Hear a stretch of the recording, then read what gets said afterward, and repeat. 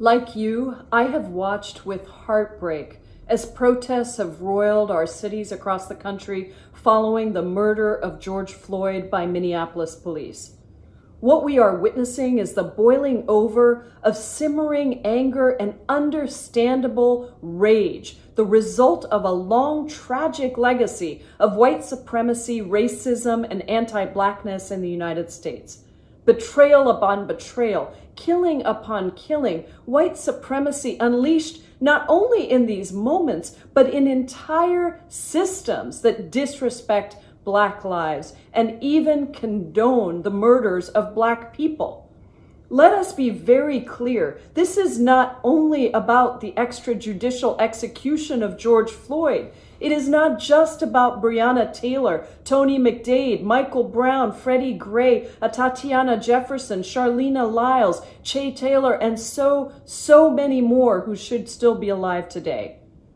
We have a shameful history, but what is really shameful is it continues today into the present with not only a complete failure to protect Black lives, but also a systematic exploitation of those lives that is rooted in anti-Blackness.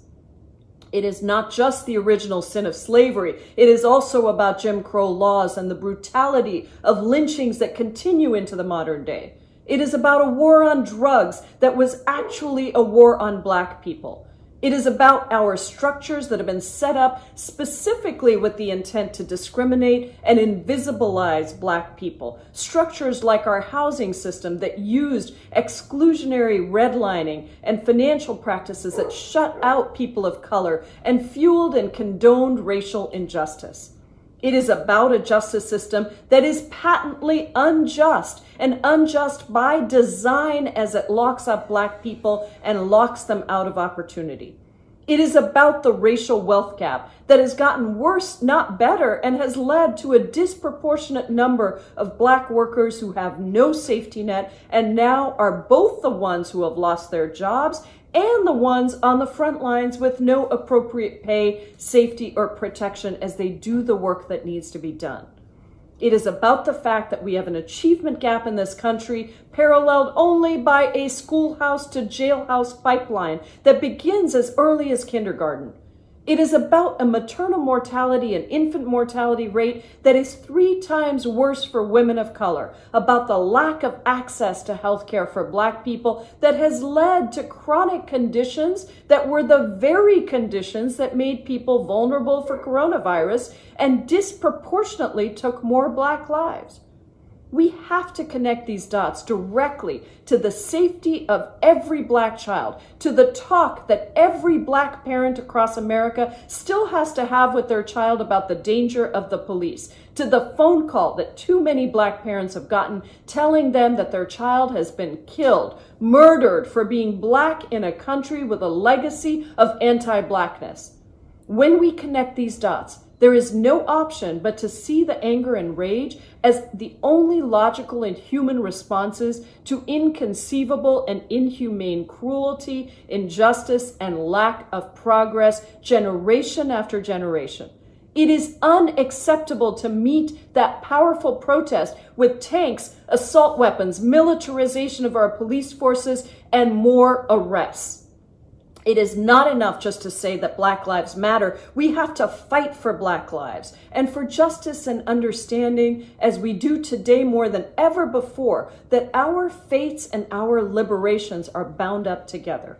White supremacy has power because it is given the power. The officers who killed George Floyd and escalated, the police officers that escalated so many of these clashes are being given power. I am working on immediate and urgent legislative solutions to the crisis of police violence and white supremacy. We not only have to reform our systems, we have to rebuild them.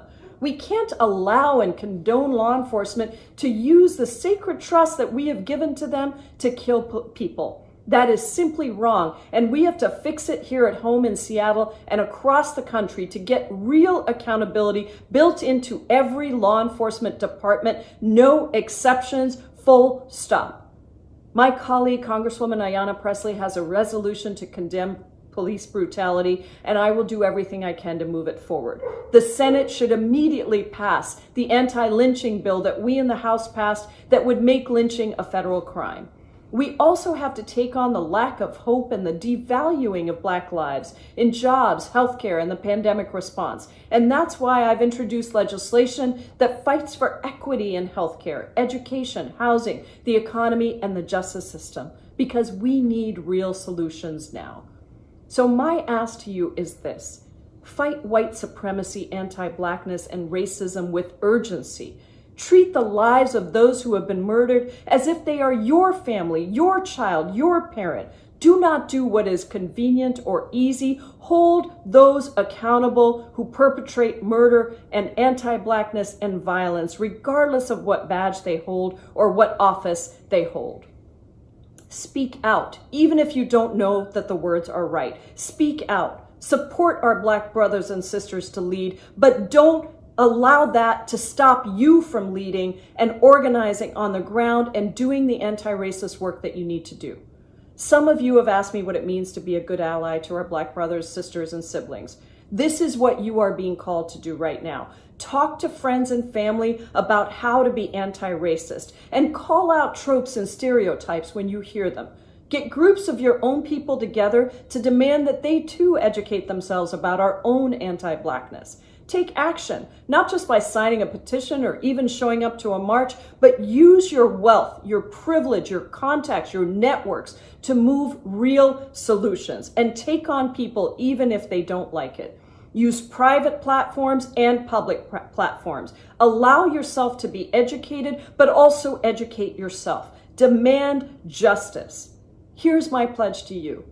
I will never stop fighting in solidarity with the Black community each and every day.